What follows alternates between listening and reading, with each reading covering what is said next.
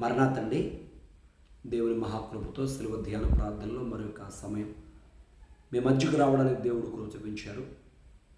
యోహాను సువార్త 12:26 చూసినప్పుడు మన ప్రభు అయిన యేసుక్రీస్తు వారు అంటారు, ఒకళ్ళని సేవించినట్లా అతడును వెంబడించును అని చెప్పడం చూస్తున్నాం. చాలామందిలో ఉండే మాట అంటే యేసు ప్రభువుని నమ్ముకున్నాం అనే మాట అంటారు. నమ్మడం కాదండి, మనం ప్రభువుని వెంబడించేవారం కావాలి. శిష్యులతో యేసు ప్రభు వారు అన్నారు, మీరు నన్ను వెంబడించండి, నేను మిమ్మల్ని మనుషుల పట్టు జాలరుగా చేస్తున్నారు. యేసు ప్రభువుని వెంబడించడం వలన యేసుక్రీస్తు వారి తర్వాత ఆయన సంఘములో ఒక పరిపూర్ణమైన వ్యక్తులుగా వారు తీర్చిదిద్దబడ్డారు.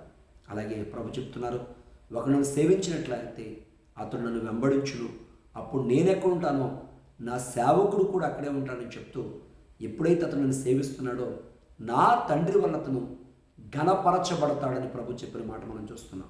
అవును, మనం ప్రభుని వెంబడిస్తే ప్రభు సహవాసం అనుకుంటుంది, ప్రభు యొక్క ఘనత మనం పొందగలమన్న సత్యాన్ని మీకు తెలియజేస్తూ ఈ మాటలు ముగిస్తున్నాను. దేవుడు మిమ్మల్ని దీవించును గాక.